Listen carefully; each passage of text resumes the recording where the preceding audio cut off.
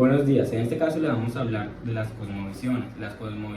Primero la cosmovisión religiosa, pero primero vamos a ver qué son las cosmovisiones. Las cosmovisiones se basan en las creencias, también se basan en las creencias míticas y o reveladas. Si bien son distintas, pero las dos cumplen una misma función, que es de criterios de verdad y de interpretación de la realidad total en la vida del hombre religioso. Antes de describir el fenómeno de la religión, vamos a darle una definición o de qué se trata al pensamiento mítico. Primero vamos a darle cuáles son las funciones del mito. Como el mito nace, el origen griego tiene un significado muy amplio. A principios, por ejemplo, en Homero su significado simple era la palabra discurso. Más tarde se utiliza con el sentido de fábula o narración maravillosa. Así llega a designar lo mismo, una historia, ya sea profana o religiosa, el enredo en una comedia o tema de fábula. Sin embargo, su significado más común y el que predomina es el de la narración de hechos extraordinarios en que intervienen dioses o seres superiores al hombre. Esta definición es la que conocemos, o todas las personas en estos momentos, más que todos, tienden a creer más esta definición. El mito ofrece dos facetas. Cuando nos acercamos a él con mentalidad moderna, y otra esta faceta es la perceptual. El mito tiene su propio modo de percibir la realidad, es natural, espontánea, vivencial. Mundo del mito es dramático. ¿Esto qué quiere decir? Por ejemplo, cuando entramos al mundo del mito, cuando entramos al mundo del mito, aquí entramos como una forma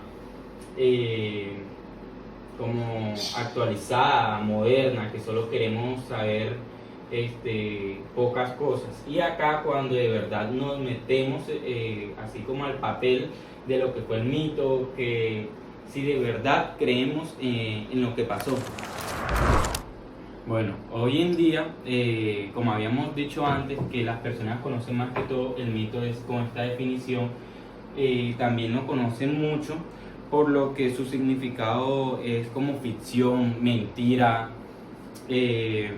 o ilusión, aquello que no puede existir en la realidad o que nunca existió en la realidad. Estos mitos, más que todo, hay más creencias en los pueblos, en las comunidades de pueblos pequeños, que tienden siempre a tener una historia oculta, que por ejemplo en un pueblo sale esto, llegó esto. Así por ejemplo en el caso de Colombia, en muchos pueblos pequeños siempre hay como una historia, algo que contar. Y también en la filosofía se mete mucho al tema del mito. Todo fenómeno mítico aparece impregnado de cualidades emotivas como alegría, dolor, angustia, excitación, paz, o frustración, como habíamos hablado antes. En los pueblos hay muchas historias, muchos mitos, o no solo en los pueblos, sino en Egipto y esas partes del mundo, en donde cada vez que vamos conociendo algo del mito, siempre nos produce algunas cualidades emotivas. Característica del mito. El mito es una historia sagrada. Los personajes de los mitos son sobrenaturales que han actuado de modo maravilloso en el tiempo espacial de los orígenes. La segunda característica es una historia verdadera. ¿Verdadera por qué? Porque se refiere a las realidades y expresa o conceptualiza una vivencia concreta. La tercera característica es la historia de una creación, porque narra siempre la aparición de una realidad nueva. Esta es una creación de obra divina. afirma una irrupción de energía creada en el mundo. La siguiente es una historia ejemplar. El mito establece los modelos de toda actividad humana importante, ritos, alimentación, sexualidad, trabajo, etc. La siguiente es una historia que confiere poder. Al conocer por el mito el origen de las cosas, se las puede dominar y manipular a voluntad. Conocer el origen de una enfermedad, de una planta, de un animal. La última es una historia vivencial. El mito es algo que se vive. Uno se siente dominado por el poder sagrado que exalta los acontecimientos rememorados y actualizados. Esta vivencia de los mitos constituye una experiencia religiosa extraordinaria, primordial, en la que tiene lugar el acontecimiento mítico. Todas estas características nos manifiestan las funciones que el mito desempeña en la vida de cada hombre, pero además el mito desempeña una función social de suma importancia. El lugar interpreta el orden y sentido de la naturaleza. Vamos a pasar ya a la religión. Si le damos la definición de la religión, decimos que la religión es un intento de captar míticamente la vida en su unidad y en su totalidad. La naturaleza nunca va a ser exclusivamente natural en la vida del hombre religioso. Siempre va a tener penetrada un valor sagrado divino. El hecho religioso puede ser abordado desde ángulos diferentes. La primera es la historia de la religión, que ahí podemos ver que estudia el surgimiento y el desarrollo de una religión en el espacio o en el tiempo. Luego viene la fenomenología de la religión. Ahí es aquella que se encarga o que estudia a partir de sus manifestaciones externas su estructura.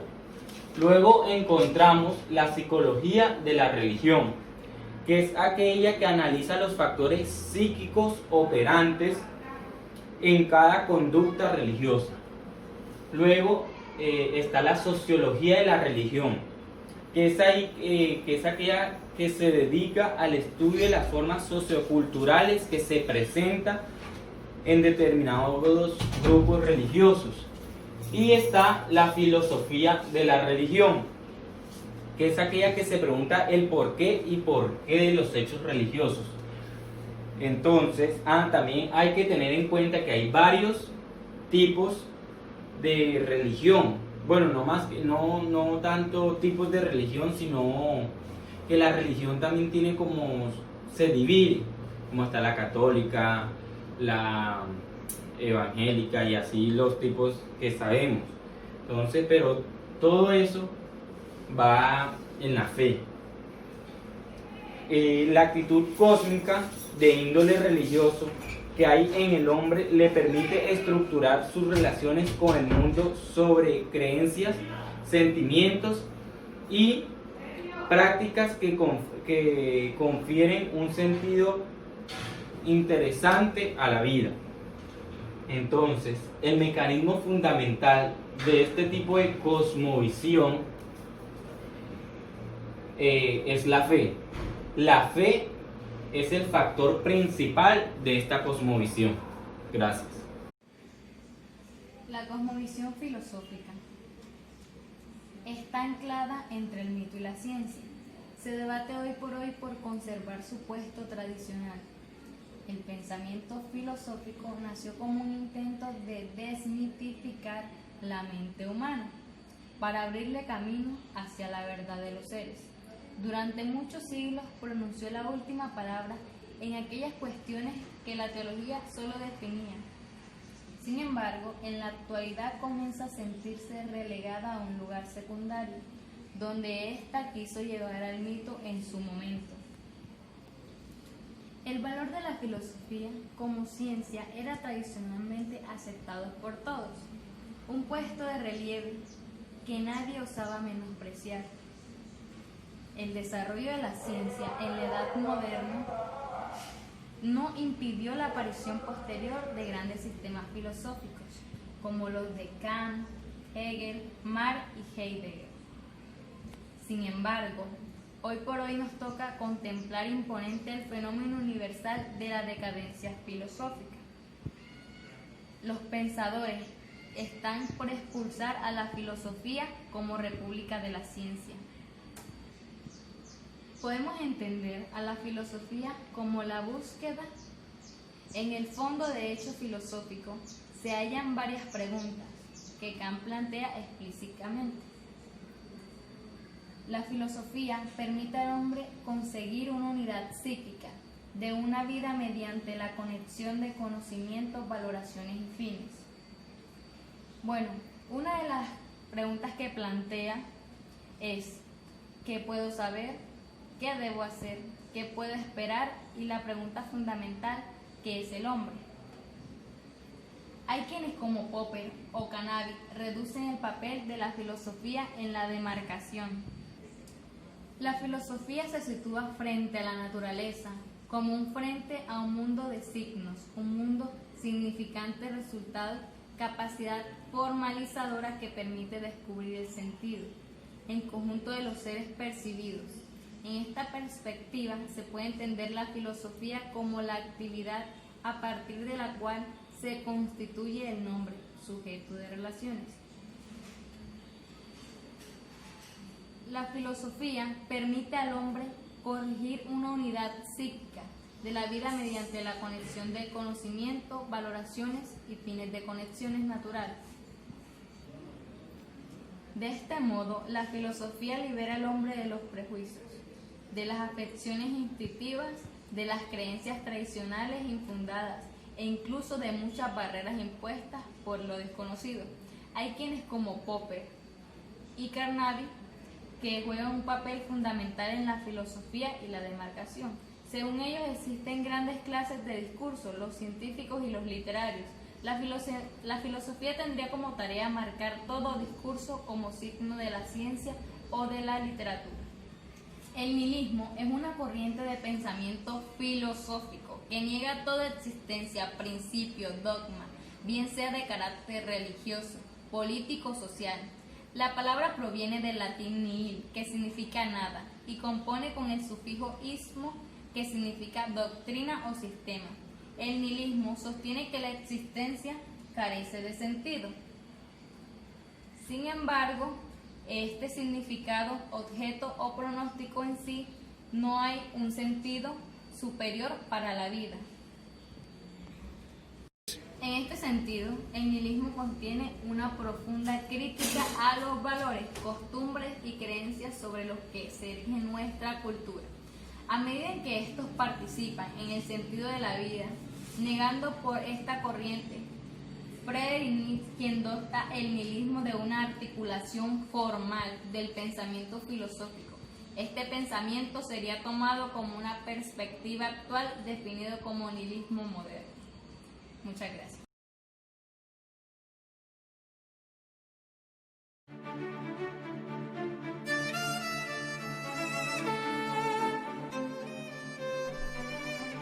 Friedrich Wilhelm Nietzsche nació el 15 de octubre de 1844 en Rücken, Alemania.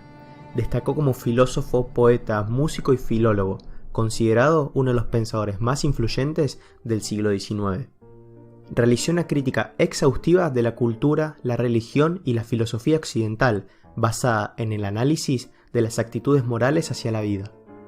Meditó sobre las consecuencias del triunfo del secularismo de la Ilustración, expresada en su observación «Dios ha muerto», de una manera que determinó la agenda de muchos de los intelectuales más célebres después de su muerte. Si bien hay quienes sostienen que la característica definitoria de Nietzsche no es tanto la temática que trataba, sino el estilo y la sutileza con que lo hacía, fue un autor que introdujo, como ningún otro, una cosmovisión que ha reorganizado el pensamiento del siglo XX. Nietzsche recibió amplio reconocimiento como una figura significativa en la filosofía moderna. Su influencia fue particularmente notoria en los filósofos existencialistas, críticos y postmodernos. Es considerado como uno de los 3 maestros de la sospecha, junto a Karl Marx y Sigmund Freud. Bienvenidos a Libre Pensar. Hoy presentamos la trilogía de Friedrich Nietzsche, su crítica a la cultura occidental. Según Nietzsche, la cultura occidental está viciada desde su origen, porque el error más peligroso de todos consiste en intentar instaurar la racionalidad a toda costa. La manera griega de ver el mundo es interpretada por Nietzsche como un síntoma de decadencia. Es decadente todo aquello que se opone a todos los valores del existir instintivo y biológico del hombre. Hay que criticar a Platón para eliminar los errores de base. Se trata de una crítica total a los 3 mundos que son inventados por el hombre occidental y que son síntomas de su decadencia: el mundo racional, el mundo moral y el mundo religioso. Analicemos estos 3 con un poco más de profundidad. La crítica a la moral. Uno de los argumentos fundamentales de Nietzsche era que los valores tradicionales, representados en esencia por el cristianismo, habían perdido su poder en las vidas de las personas, lo que él llamaba nihilismo pasivo. Lo expresó en su tajante proclamación: Dios ha muerto. Estaba convencido de que los valores tradicionales representaban una moralidad esclava, una moralidad creada por personas débiles y resentidas que fomentaban comportamientos como la sumisión y el conformismo, porque los valores implícitos en tales conductas servían para sus propios intereses. El error de la moral tradicional se caracteriza por su antinaturalidad, ya que impone leyes e imperativos que van en contra de los instintos primordiales de la vida. Además, el ideal de esta moral es hacer al hombre bueno, aunque realmente convierta al hombre en esclavo de esa misma ficción. La moral cristiana se consolidaría para Nietzsche como valor supremo, valor que no está en el mundo, y la moral tradicional postula otro mundo que es el mundo del más allá o de la perfección platónica, y, por tanto, los valores que han prevalecido hasta ahora son ficticios, propios de los débiles. El moralista desprecia todos los valores del yo, siendo el altruismo la norma suprema de conducta. El altruismo es entregarse a los demás sin esperar nada a cambio. El altruismo no es más que una justificación de decadencia personal.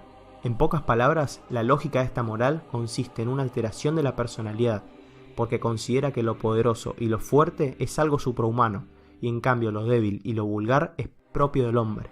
Las acciones elevadas no son propias del hombre, sino de otro yo más perfecto que se denomina como Dios.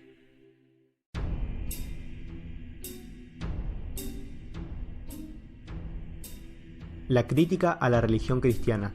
Dice Nietzsche que la religión nace del miedo y del horror que el hombre tiene de sí mismo. Se trata de la incapacidad de asumir uno mismo su propio destino. Cuando el hombre le invade un sentimiento de poder y teme quedar avasallado por él, mediante un mecanismo de defensa patológico lo atribuye a otro ser más poderoso que es Dios. Y es que la religión nos llevaría a la alineación del hombre, puesto que el cristianismo solo fomenta valores mezquinos, como la obediencia, el sacrificio o la humildad, sentimientos propios del rebaño. El cristianismo sería para el filósofo una moral vulgar que se opone a todos los valores específicos de la virtud. Y por último, su crítica a la filosofía tradicional. Su principal crítica está dirigida a la metafísica clásica.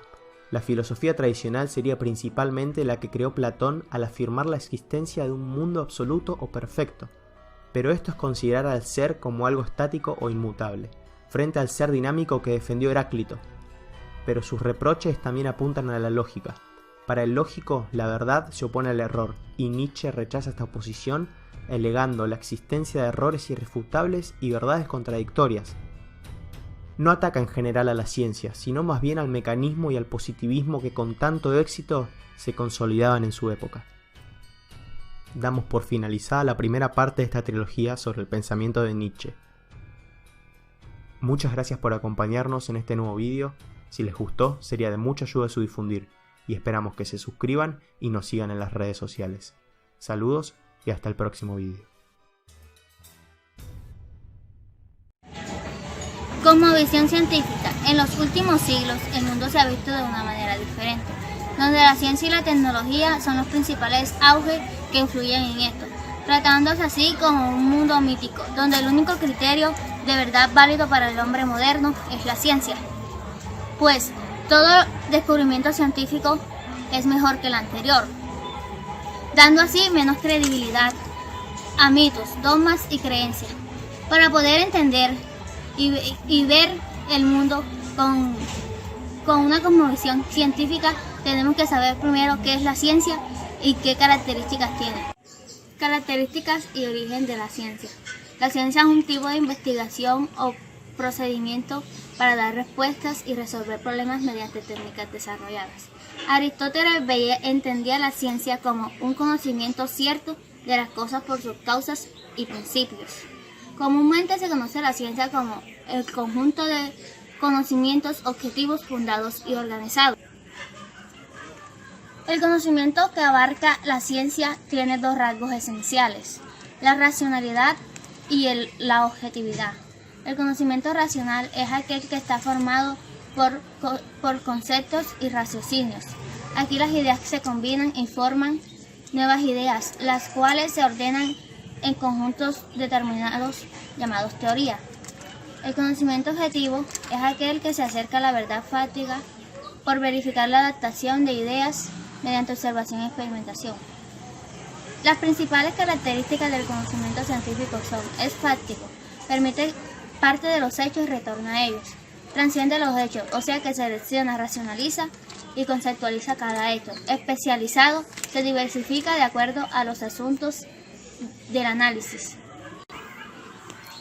es analítico, distingue problemas y descompone todos sus elementos para llegar a un análisis; es claro y preciso, tiene los problemas definidos y los resultados bien claros; es verificable, o sea que se somete a la experiencia; es metódico, responde a un plan de conocimientos elaborados con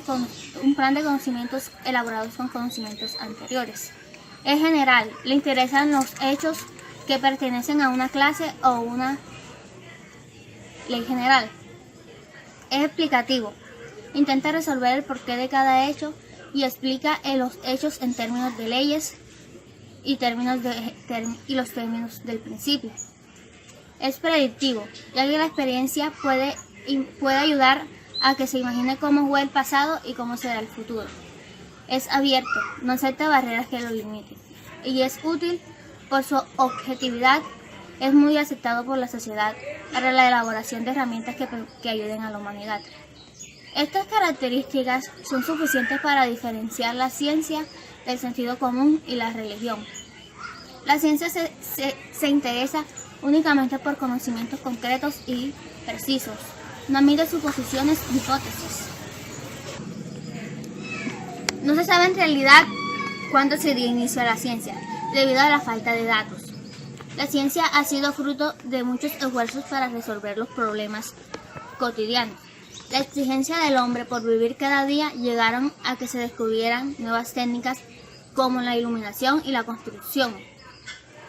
De esta manera se fueron acumulando descubrimientos que terminaron en los primeros adelantos de la prehistoria. Factores impredecibles como la enfermedad, el cambio atmosférico, escasez de alimentos, hizo que fuera necesario el surgimiento de la ciencia. En todo este proceso, la escritura jugó un papel muy importante como aporte de primer orden. Su origen viene de los esfuerzos para sistematizar el conocimiento y se remonta a los tiempos prehistóricos. El objetivo primario de la ciencia es, y siempre ha sido, mejorar la calidad de vida de los humanos y también ayudar a resolver las preguntas cotidianas. La ciencia surge por la necesidad de dar respuestas al desconocimiento de las causas que dan origen a los distintos fenómenos que produce la naturaleza. Es importante tener en cuenta que gracias a la desacralización cósmica, o sea, al momento en que se debe considerar sagrado o religioso a todo lo que hace parte del cosmos, nace la ciencia moderna, lo que permite establecer límites claros entre lo mítico, lo científico y lo filosófico. La ciencia, a partir de ese entonces, se enfoca en una línea de conocimiento diferente al artístico, filosófico y religioso, ya que se encarga de encontrar explicación a las cosas o fenómenos de forma práctica, o sea, basándose o limitándose en hechos y no en lo teórico ni en lo imaginario.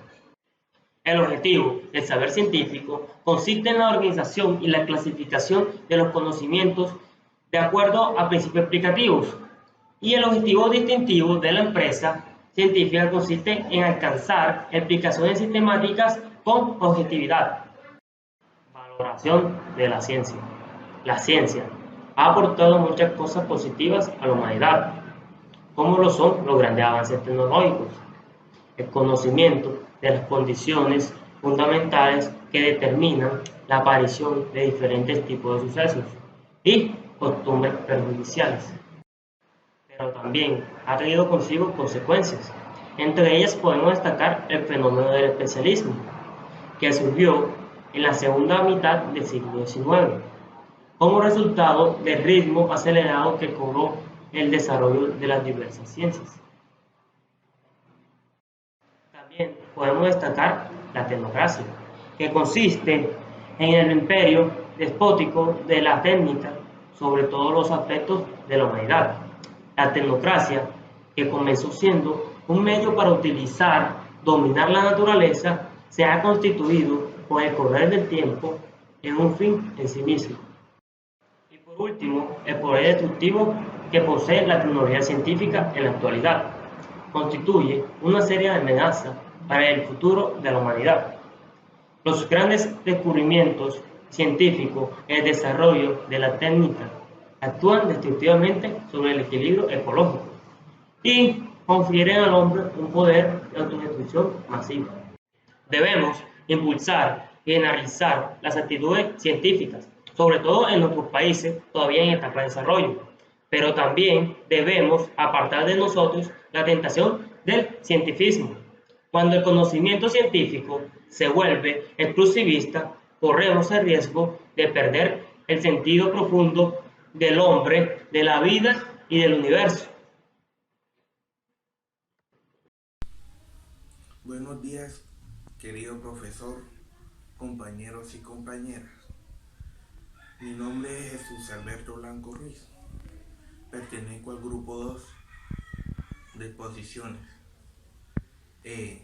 Yo vengo a hablarles de la relación existente entre la cosmovisión filosófica, la científica y la religiosa. Pero antes empezaré a hablarles en qué se basa cada una de estas cosmovisiones.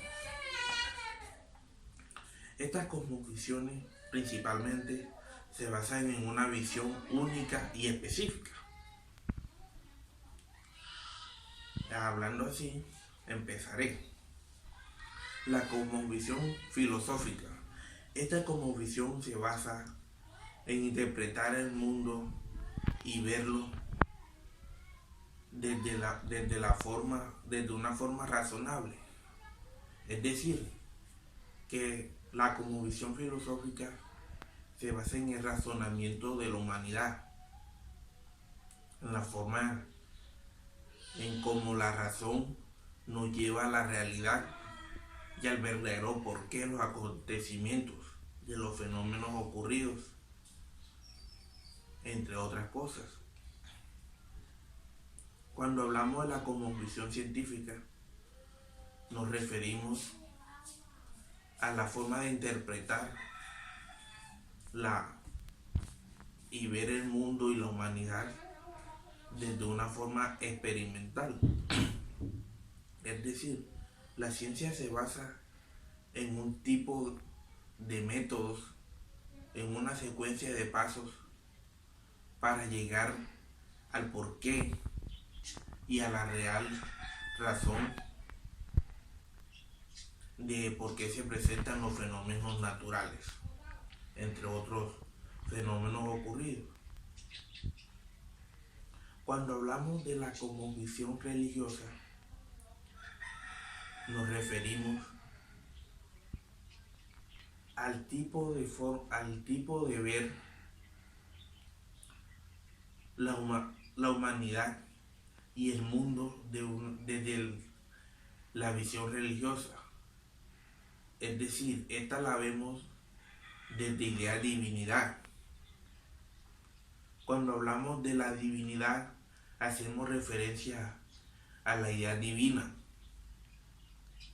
a cosas sobrenaturales, subobjetivas, se puede decir.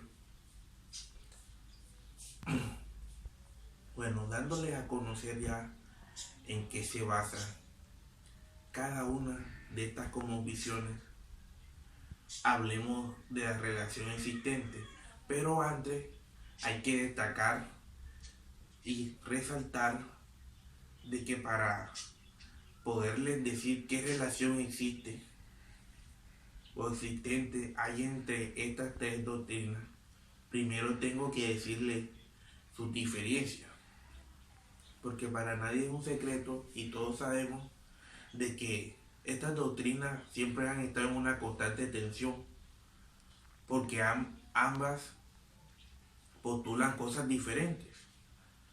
Si bien hablamos de la filosofía, ella postula que la razón es la única forma de que por el medio del cual existen la realidad de las cosas. Ella dice que el ser humano es razonable, que todas sus ideas tienen que llevarnos a un razonamiento real.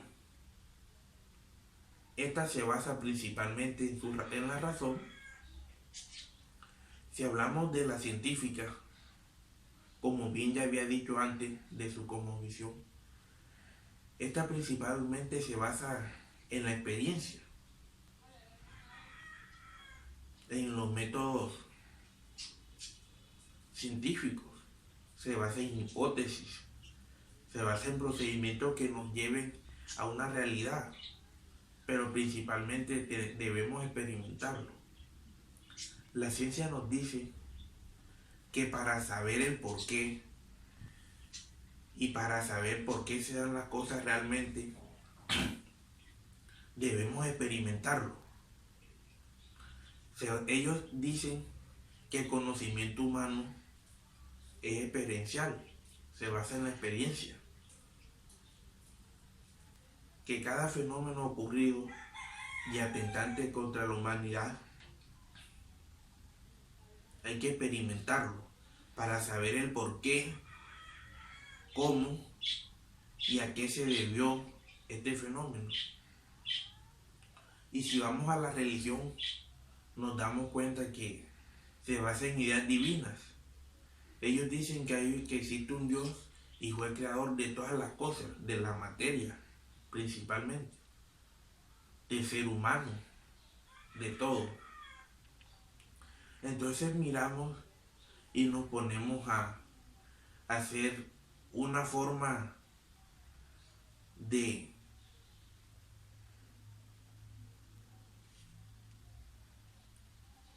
una comparación y nos damos cuenta de que ambos tienen postulaciones diferentes, pero que siempre tienen un objetivo específico, el cual es lograr el bien de la humanidad, el cual es ver y saber el por qué se presenta cada una de las cosas entre sí. Entonces la relación que existe es que estas tres doctrinas y estas tres cosmovisiones forman un triángulo. ¿Qué quiero decir cuando digo un triángulo? Que ambas se unen entre sí para lograr un solo objetivo, y es lograr mostrarnos la realidad a cada uno de los seres humanos, específicamente de todas las cosas que hay en el mundo, de por qué ocurren las cosas, de cómo ocurren y de qué son. Muchas gracias, compañeros, por su atención. Muchas gracias, profe. Buenas, querido profesor y compañeros. Mi nombre es Óscar Alfonso Bastidas Yepes. El día de hoy les vengo a hablar sobre la integración de las cosmovisiones en la antropología. Se dice que es la que estudia al hombre, o sea, la tarea específica es estudiar al hombre, la tarea específica de la antropología. Aquí se abre un interrogante, el cual es muy importante, en donde nos pregunta qué es la antropología, si es ciencia o filosofía. La respuesta de esta es ambas cosas.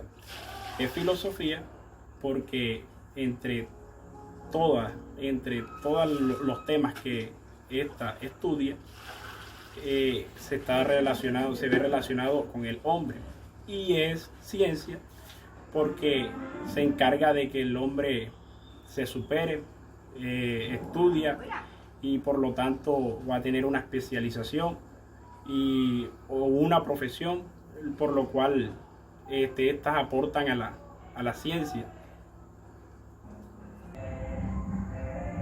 Por ejemplo, la profesión del antropólogo, que se encarga del estudio de todo lo relacionado con los orígenes del hombre y su cultura.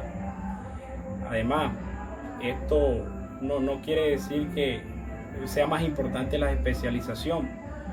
Lo más importante es la interpretación, que el hombre interprete de la mejor manera para que así pueda obtener un mejor conocimiento, donde él pueda comprender lo que está estudiando y así pueda realizar aportes eficaz que sirvan para el desarrollo de la ciencia.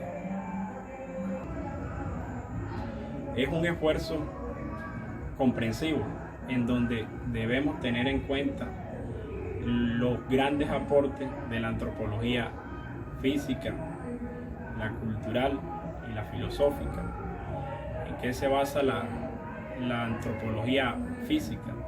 Esta se encarga del estudio de los orígenes de la raza humana, de los grupos étnicos, y el estudio para distinguir los rasgos morfológicos, como la configuración de la cabeza, la estatura, el color de piel, etc.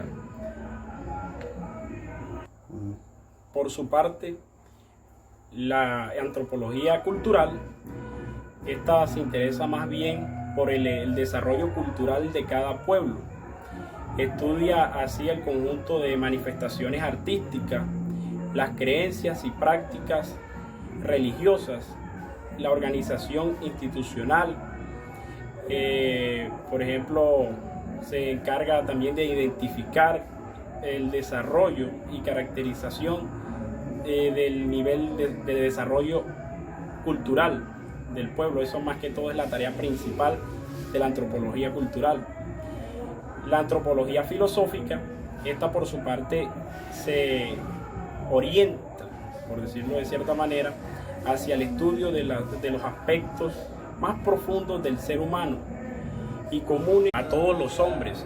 Se pregunta por la constitución esencial del hombre en cuanto a ser personal, por su racionalidad, por su espiritualidad, su trascendencia, su libertad, su comunicabilidad, etc. Para clasificar estos temas se sirve de todos los datos que aportan diversas ciencias, como la biología, la psicología, la sociología, la historia, que son las que se encargan de investigar profundamente al hombre para buscar significado a todo. De este modo, la filosofía y la ciencia se integran en una cosmovisión superior. Los datos de esta orientan bajo todas las perspectivas el sentido de aquella que nos permiten alcanzar una visión conjunta de mayor solidez y más amplia y más amplios horizontes. Faltaría únicamente el aporte de la antropología teológica, que no tomamos aquí en cuenta, puesto a que esta constituye el objetivo de otra materia del pensum académico, que es la cultura teológica. Muchas gracias por su atención prestada.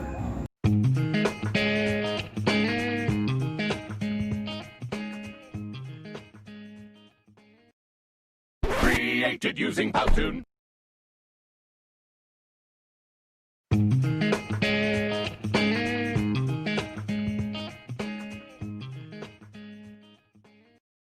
Created using Powtoon.